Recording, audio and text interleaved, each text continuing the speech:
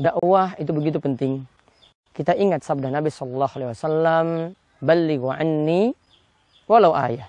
Sampaikanlah dariku walaupun cuma satu ayat.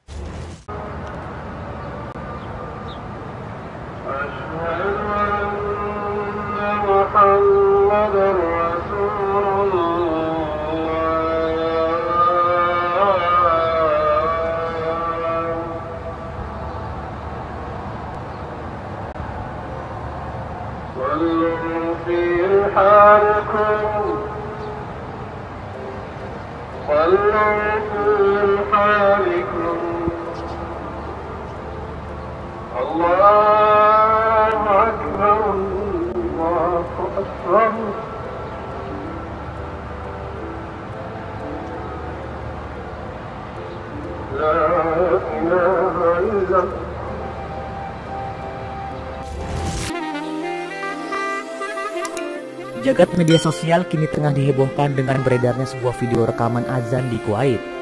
Dalam rekaman itu terdengar suara muazin menangis saat melantunkan azan dan melafalkan ucapan yang berbeda, yaitu dengan meminta umat untuk sholat di kendaraan dan di rumah masing-masing.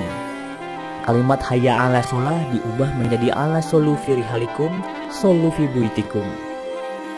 Terjadi kisah nyata di Saudi antara seorang ibu dengan seorang TKW dari Indonesia. Ada satu ibu sudah divonis operasi kanker dia terakhir sebulan lagi. Kalau tidak berhasil dianggap sudah mati dari sisi medis. Keberhasilannya kecil sekali, 90% mati orang ini. 3 hari setelah divonis begitu sama dokter, datang pembantunya dari Indonesia. Seminggu pembantu itu kerja, bagus sekali kerjanya. Tuan rumahnya ini senang. Tapi selama dia kerja seminggu, ada satu perilaku pembantu ini yang selalu membuat tuannya mau nanya sama dia tapi nggak enak. Akhirnya setelah seminggu itu ditanya, ternyata dia kalau siang hari habis selesaikan kerjaan semua, dia masuk kamar mandi, lama di kamar mandi pembantu ini, nggak tahu buat apa gitu. Setelah seminggu ditanya sama majikannya, kenapa kamu ini setiap masuk kamar mandi lama? Langsung nangis tiba-tiba TKW itu. Dia tanya, kenapa kamu nangis? Dia bilang ceritanya begini, sebelum saya berangkat ke Saudi di Riyadh ini, 12 hari sebelumnya saya baru melahirkan. Saya punya bayi di Indonesia, saya lagi susuin. Saya tinggalkan karena keadaan ekonomi, terpaksa saya tinggalkan. Saya masuk kamar mandi ini, saya keluarin air susu saya, karena kalau tidak payudara saya sakit. Perhatikan perilakunya muslimah ini. Apa yang dia buat? Dia masuk gajinya itu 800 rial per bulan. Tuannya ini diambil dikali 24